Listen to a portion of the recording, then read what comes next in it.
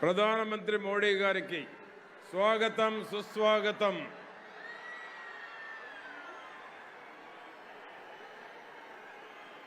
Telugu Desam party జాతీయ అధ్యక్షులు ప్రియతమ నాయకులు శ్రీ నారా చంద్రబాబు నాయుడు గారికి స్వాగతం సుస్వాగతం. పవర్ స్టార్ పవన్ కళ్యాణ్ గారికి స్వాగతం సుస్వాగతం.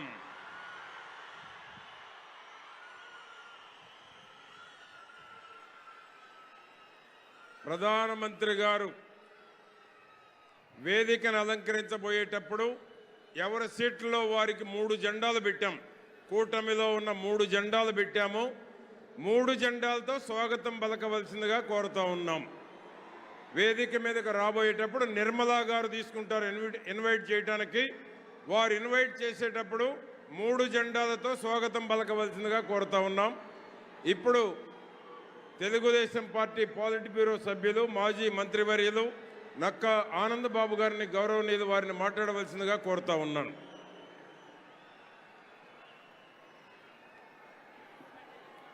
వేదికను అలంకరించిన పెద్దలకు, ప్రజాగళం మహాసభకు విచ్చేస్తున్నటువంటి తెలుగుదేశం పార్టీ అధినేత నారా చంద్రబాబు నాయుడు గారికి,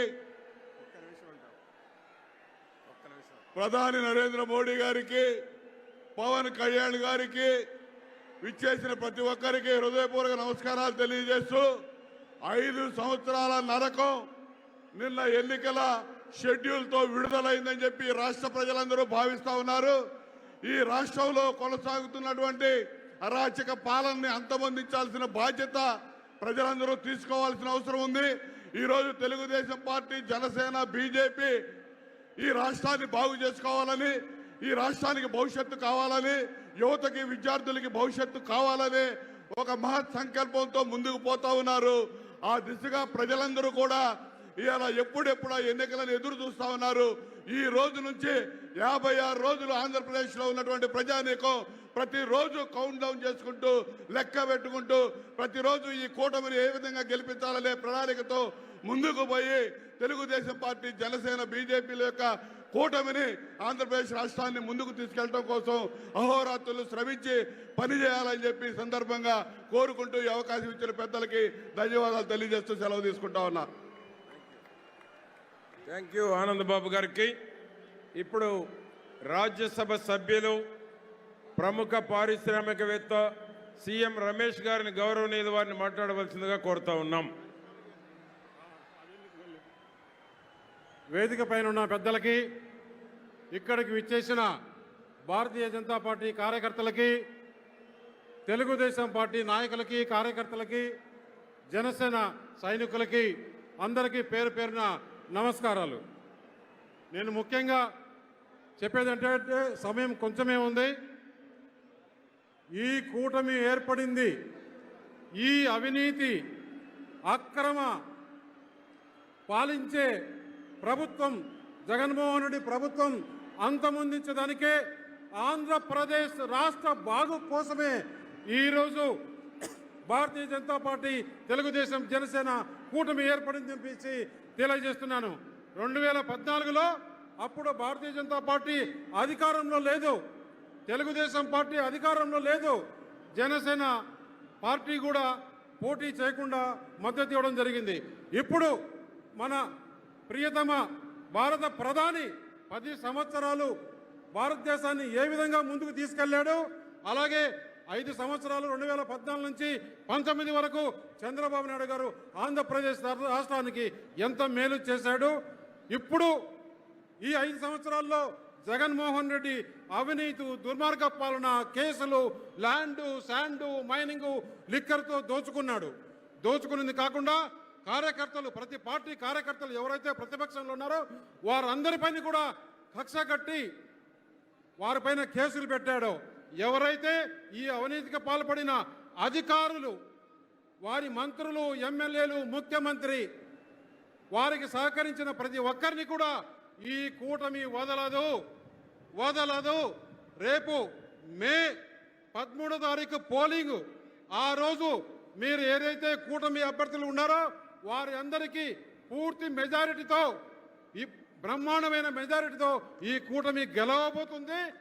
13 అయిన తర్వాత 4వ తారీఖు కౌంటింగ్. 4వ తారీఖు కౌంటింగ్ అయిన తర్వాత అటు భారతదేశానికి మూడోసారి మన ప్రియతమ ప్రధానమంత్రి నరేంద్ర మోడీ గారి ప్రమాణ స్వీకారం చేస్తారు.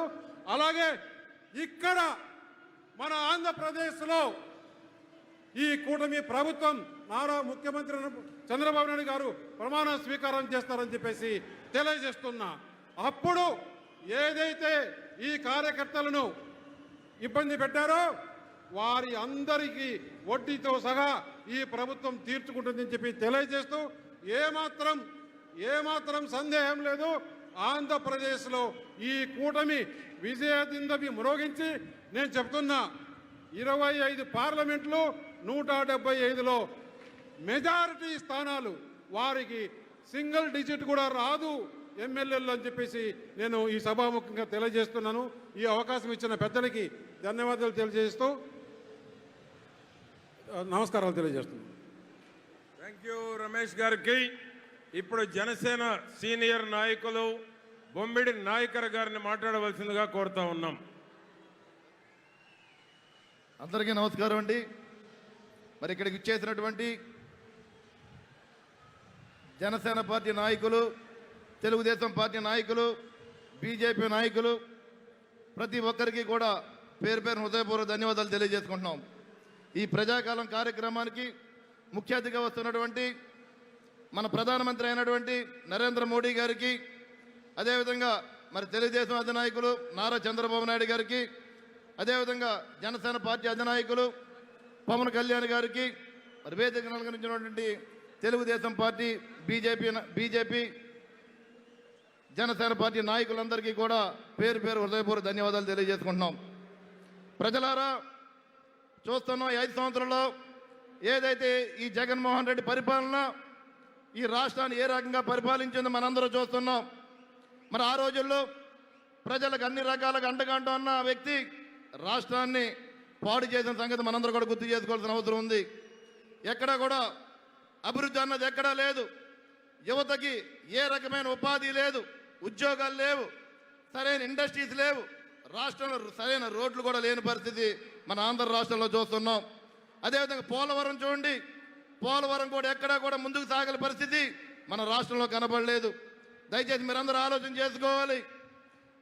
దేశంలోనే రాజధాని లేని రాష్ట్రంగా మన ఆంధ్ర రాష్ట్రాన్ని తీసిన ఘనత ఈ దుర్మార్గ ముఖ్యమంత్రి కాదా అని చెప్పి ఈ సందర్భంగా నేను అడుగుతున్నాను. నేను దయచేసి ప్రజలారా, మీరు అందరూ కోరుకున్నది ఒకటే, రాబోయే రోజులు ఎలక్షన్స్ వస్తున్నాయి దగ్గరలోనే. ఏదైతే ఈ ఎన్డీఏ కూటమి ఉందో ఈ కూటమి ద్వారానే రాష్ట్రంలో మంచి ప్రభుత్వాన్ని అందించే విధంగా మన రాష్ట్రానికి ఉంటుందని చెప్పి సందర్భంగా తెలియజేసుకుంటూ, అదేవిధంగా కేంద్రంలో కూడా మన మోడీ గారు మూడోసారి మరి ఆయన ప్రధానమంత్రిగా అయ్యే అవకాశాలు ఉన్నాయి కాబట్టి మరి ఈ కూటమిని రాష్ట్ర ప్రజలు, అదేవిధంగా దేశ ప్రజలందరూ కూడా మరి సపోర్ట్ చేస్తారని తెలియజేసుకుంటూ, మరి ఈ కార్యక్రమానికి అవకాశం ఇచ్చినటువంటి పెద్దలందరూ కూడా పేరు పేరు ధన్యవాదాలు తెలియజేసుకున్నాం. థ్యాంక్ యూ నాయకర్ గారికి. తెలుగుదేశం పార్టీ పాలిట్ బ్యూరో సభ్యులు, శాసన సభ్యులు గౌరవనీయులు నిమ్మల రామానాయుడు గారిని మాట్లాడవలసిందిగా కోరుతా ఉన్నాం.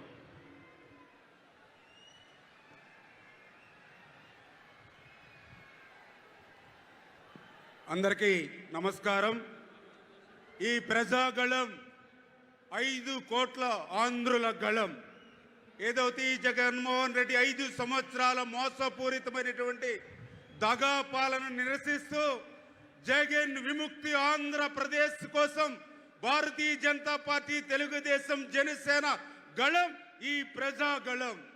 ఏదైతే ఒక్క ఛాన్స్ అని ఆ రోజు అధికారం ఇస్తే ఈ రాష్ట్రానికి రాజధాని లేకుండా చేశాడు జగన్. మరొక ఛాన్స్ ఇస్తే రాష్ట్రాన్నే లేకుండా చేసేటువంటి పరిస్థితి ఏదైతే ఉందో దానికోసమే నిరసిస్తూ ఇవాళ ఈ ప్రజాగళం అని చెప్పి తెలియజేస్తూ ఉన్నా. ఒక్క ఛాన్స్ అని ఇస్తే ఆ రోజు మీరందరూ చూశారు, పోలవరం ఆ రోజు చంద్రబాబు నాయుడు గారు 5 సంవత్సరాల్లో 72% పోలవరం పూర్తి చేస్తే ఈ 5 సంవత్సరాల్లో 2% కూడా పూర్తి చేయకుండా పోలవరాన్ని ముంచేసినటువంటి పరిస్థితి, పరిశ్రమలు, పారిశ్రామికవేత్తలు పారిపోయినటువంటి పరిస్థితి.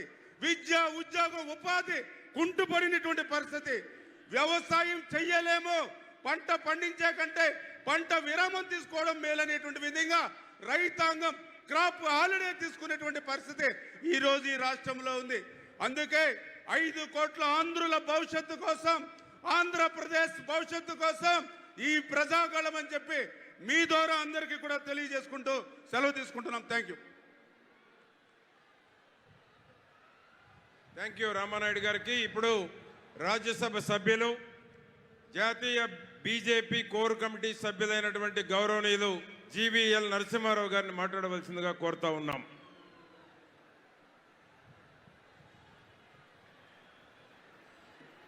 భారత్ మాతాకి.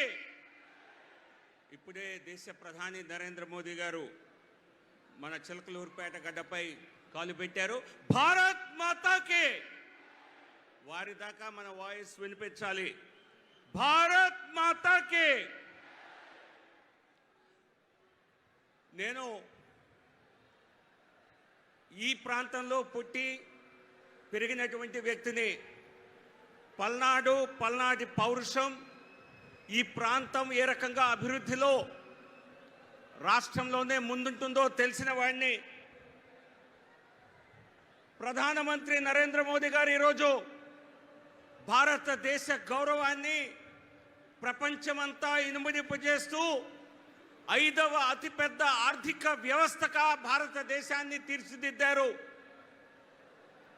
వచ్చే 5 సంవత్సరాల్లో 3వ అతిపెద్ద ఆర్థిక వ్యవస్థలా దీన్ని నిర్మించాలన్నటువంటి లక్ష్యంతో ముందుకు వెళ్తున్నారు. ఆ లక్ష్య సాధనలో మన రాష్ట్ర ప్రభుత్వం, మన రాష్ట్ర పాత్ర చాలా ప్రధానంగా కానుంది. కాబట్టి ఈరోజు ఇక్కడ ఏర్పాటైనటువంటి కూటమి ఇది కేవలం రాజకీయ కూటమి కాదు. ఖచ్చితంగా ఇది రాజకీయ సాధికారత సాధించడం